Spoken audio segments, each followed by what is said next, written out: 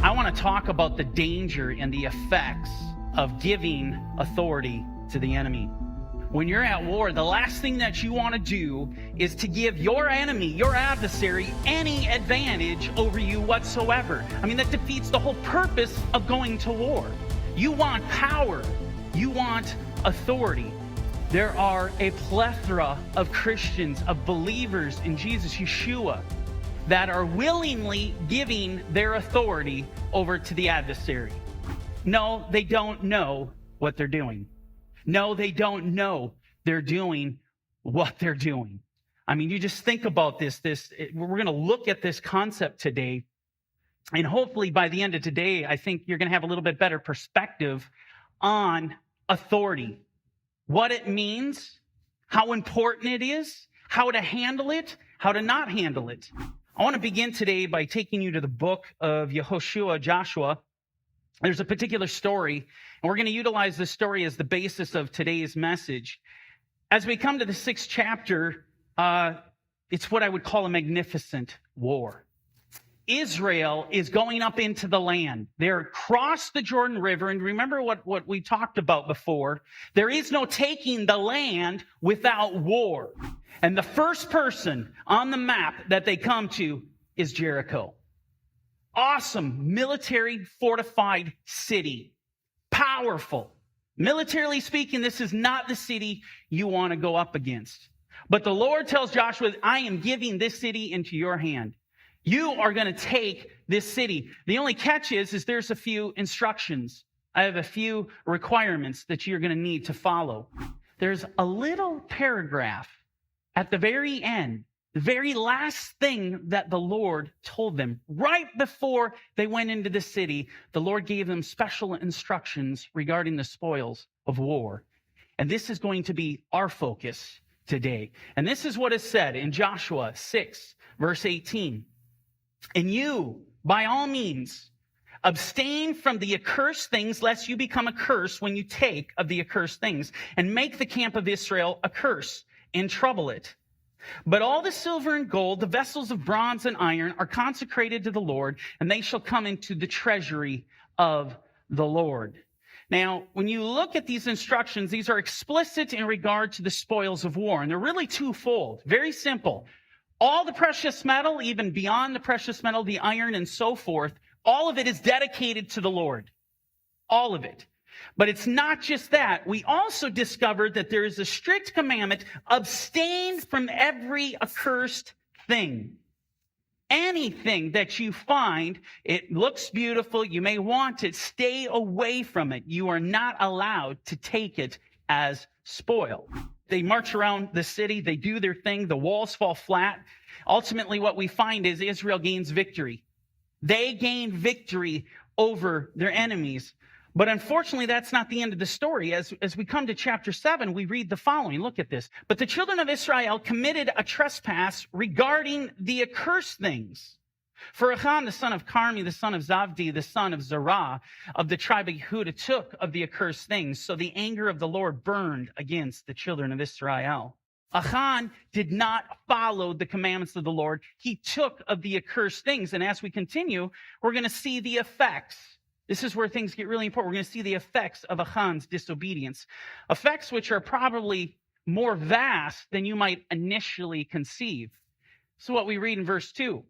Now Joshua sent men from Jericho to Ai, which is beside Beit Aven on the east side of Beit El, and spoke to them, saying, go up and spy out the country. So the men went up and spied out Ai.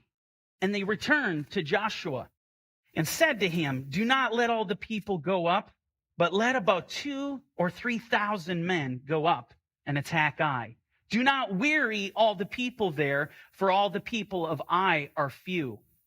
Joshua sends spies out. They look at the city that they're going to go and make war against, and they're saying it's militarily pathetic. They didn't even blink an eye. It's not fortified like Jericho was. Now keep in mind, having this all in context, they just came out from a military conquest of the century, literally tearing down the walls of Jericho by the thundering of God. What an awesome victory. Something that looked in the flesh impossible. And now they've turned their sights to Ai, and the men of Israel are looking at this going, this is a joke. Joshua, let's not trouble anybody. Send a few men out to the city of Ai. This is not a fortified city, and there's hardly any inhabitants even to protect it. All in all, the context here that's being painted for us is that this city is easy, it is weak. We are going to come in with no problem. Here's in verse 4, look at how things unfold. So about 3,000 men went up there from the people, but they fled before the men of Ai. And the men of Ai struck down about 36 men, for they chased them from before the gate as far as the Shevarim, and struck them down on the descent. Therefore the hearts of the people melted and became like water. This simple task of taking the city of Ai, taking possession of it, all of a sudden has become a hellish nightmare. An enemy who is the weak of the weak, they could not stand against. Think about that for a second. An enemy that is the weak of the weak, they couldn't even stand against. Well, Joshua, this guy's left in a total state of confusion. The whole situation has Joshua completely beside himself, and I would say rightfully so. So what does Joshua do? He does what all of us should do.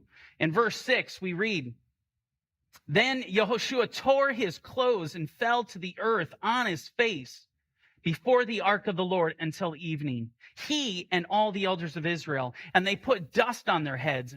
And Yehoshua said, Alas, Lord God, why have you brought this people over the Jordan at all? To deliver us into the hands of the Amorites to destroy us? Oh, that we had been content and dwelt on the other side of the Jordan. Oh, Lord, what shall I say when Israel turns its back before its enemies? See, Joshua realizes that they have no power over their enemies. I'm going to tell you right now, probably the most frightening thing that could ever happen to any army in war is to have that revelation, we don't have power over the enemy. It's one of the most terrifying, if not the most terrifying thing that can happen. I'm going to tell you something right now. When you're in war and you're warring against spiritual hosts of wickedness, make no mistake, when you come up against that line and you realize, I have no power, I assure you, your heart will melt. So the Lord responds to Joshua's prayer. And he says in verse 10, So the Lord said to Yehoshua, Get up. Why do you lie thus on your face? Israel has sinned, and they have also transgressed my covenant, which I commanded them. For they have taken some of the accursed things, and have both stolen and deceived, and they have also put it among their own stuff. Therefore the children of Israel could not stand before their enemies. We answered the question, why was Israel running from the weakest of the weak? Why could they not stand before their enemies? Simple. They embraced that which was accursed. They embraced the accursed things of God. And we continue, but they turned their backs before their enemies because they have become doomed to destruction. Neither will I be with you anymore unless you destroy the accursed thing from among you. There's so many lessons here for us to learn. And this one specifically at the very end towards the pastors, the preachers, the teachers, the rabbis, the judges, the elders of all the various churches across the world.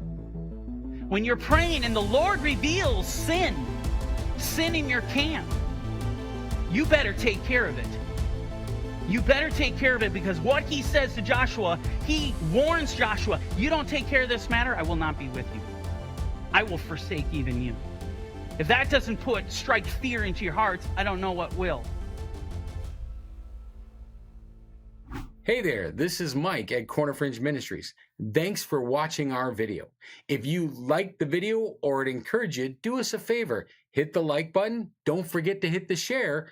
And if you haven't done so already, please hit the subscribe button. Now, if you want to watch the rest of this video, hit the button here. And if you want to watch the rest of this series, you can check it out here. And don't forget, you can download the Corner Fringe Ministries app today on any of your Play stores. Thanks for joining us at Corner Fringe Ministries.